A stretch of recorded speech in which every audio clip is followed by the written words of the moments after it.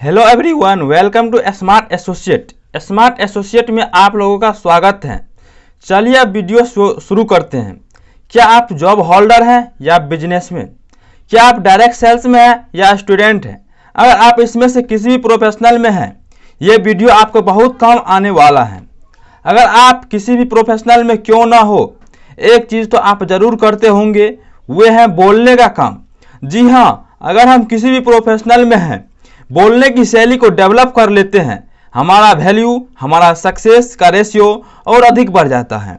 जी हाँ दोस्तों, कम्युनिकेशन को सागर करने के लिए आपसे 9 ऐसे कमाल का टिप्स शेयर करने वाला हूँ, जिसको आप अपने ज़िंदगी में इस्तेमाल करेंगे तो आपका कम्युनिकेशन शानदार हो जाएगा। चलिए शुरू करते हैं ऐसे 9 टिप्स। पहला टिप्स, एमफुल यानी कि मकसद स्पष्ट होना चाहिए। आप कोई भी बात शुरू करते हैं तो पहले आपका मकसद स्पष्ट होना चाहिए। एमफुल मतलब आपका लक्ष्य स्पष्ट होना चाहिए। आपको किस टॉपिक को लेकर बात करना है, स्पष्ट लक्ष्य होना चाहिए। पहला एमफुल होना चाहिए। दूसरा क्लैरिटी स्पष्ट शब्द बोलिए। क्लैरिटी स्पष्ट होना चाहिए। कॉम्प्लीमेंट शब्द नहीं होना चाहिए। जैसे आपको हम उदाहरण के तौर पे समझाते हैं, जैसे मैंने बोला कि श्याम का होंठ खुला हुआ है। दूसरा, श्याम का चेहरे पर मुस्कान था। दोनों में से कौन स्पष्ट है? ज्यादा सी बात है कि दूसरा श्याम का चेहरे पर मुस्कान था, क्योंकि होंठ तो दोनों स्थिति में खुला हुआ था, लेकिन स्पष्ट कौन था? जिसमें मुस्कान शब्द था। यानी कि हम जो शब्द बोल रहे हैं, कॉम्प्लीमेंट शब्द नहीं होने चाहिए, स्पष्ट होना चाहिए। क्लैरिटी एंड थर्ड पॉइंट, सरल एवं मधुर शब्द का इस्तेमाल करना जरूरी है। सरल शब्द, अब सरल शब्द कैसे होगा? इसके लिए हमें उदाहरण पेश करना होगा। चाहे आप प्रेजेंटेशन ले रहे हैं या आप स्पीच दे रहे हैं, चाहे आप टीचर हैं या प्रोफेशनल हैं, आप किस सब्जेक्ट को लेकर जब आप ऑडियंस को बताने जा रहे हैं, वहाँ आपको सरल शब्द का उच्चारण करना है। और सरल तब होगा जब हम पर्यायवाची शब्द का प्रयोग करेंगे। जैसे मैं किसी को बोला इंसान को सफल होने के लिए वचनबद्धता जरूरी है। अब हमें यह भी समझाना है कि वचनबद्धता क्या है। वचनबद्धता का मतलब अपने वचन पर खरी उतरना। मैं जो बोल रहा हूँ उनको निभा रहा हूँ कि नहीं। मतलब वचनबद्धता का मतलब क्या मैं कमिटेड हूँ?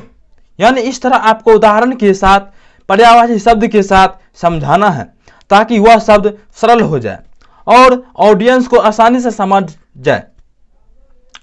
जी हाँ दोस्तों, एक और चीज आप याद रखिएगा, जैसा वेश वैसा भेष। अगला इंसान अगर हिंदी समझ रहा है तो वहां पर आप इंग्लिश झाड़ने की कोशिश मत कीजिएगा, वहां पर हिंदी में ही समझाइए। मतलब सरल भाषा का इस्तेमाल करना और मधुर शब्द।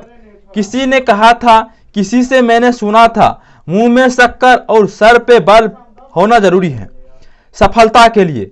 शक्कर का मतलब क्या? आप जो भी शब्द बोले मीठा होना चाहिए। कहने का मतलब यह है, अगर मैं किसी को बोलता हूँ, रमेश एक गिलास पानी पिलाओ, और इसी शब्द को मैं बोलता हूँ, रमेश पानी पिलाओ, दोनों में से कौन सा मजबूत है? आप खुद चुनिए। मधुर शब्द का इस्तेमाल करना चाहिए। और चौथा जो पॉइंट है वह है कोर्टेसी होना चाहिए, यानी शिष्टाचार। आप जो भी बोल रहे हैं, जो भी विचार प्रस्तुत कर रहे हैं, उसमें कोर्टेसी होना चाहिए, शिष्टाचार होना चाहिए। मैं बहुत बढ़िया से बोल लेता हूं, लेकिन शिष्टाचार नहीं है। कहने का मतलब शिष्टाचार भी होना चाहिए। बातचीत की शैली नहीं, यह इंपॉर्टेंट हिस्सा है। शिष्टाचार, कोर्टेसी। एंड पांचवा जो शब्द है वह रोचक होना चाहिए। चाहे आप पढ़ाई प्रस्तुत कर रहे हैं या प्रेजेंटेशन दे रहे हैं या आप स्पीच दे रहे हैं, आप कुछ भी कर रहे हैं, एनीथिंग, आप किसी भी शब्द को स्टेटमेंट रोचक शब्द में बोलिए। रोचक शब्द कैसे होगा? इसके लिए उसमें कॉमेडी ऐड करना होगा, हंसाने के लिए सीखना होगा। यदि आपको रोने का जरूरत पड़े तो रोने का एक्टिंग करना रोचक बनाने के लिए, लेकिन आपका बॉडी लैंग्वेज को रियलिटी होना चाहिए। रोचक बनाने के लिए अगर आपको जो पॉइंट शेयर कर रहा हूं, ठीक उसी पॉइंट को मैं इस तरह बताऊंगा। देखो, कम्युनिकेशन स्किल्स को जबरदस्त करने के लिए हैंडल होना चाहिए और क्लैरिटी होना चाहिए, सरल और मधुर शब्द होना चाहिए। वो शब्द कैसा लगेगा? लेकिन इसी को एक बॉडी लैंग्वेज के साथ आपसे एक एग्जाम्पल के साथ प्रस्तुत कर रहा हूं तो आपको रोचक लगेगा।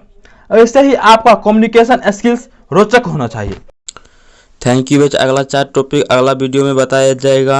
और वीडियो अच्छा लगा हो तो प्लीज़ लाइक शेयर सब्सक्राइब कीजिएगा और अपने दोस्तों को ज़रूर शेयर कीजिएगा।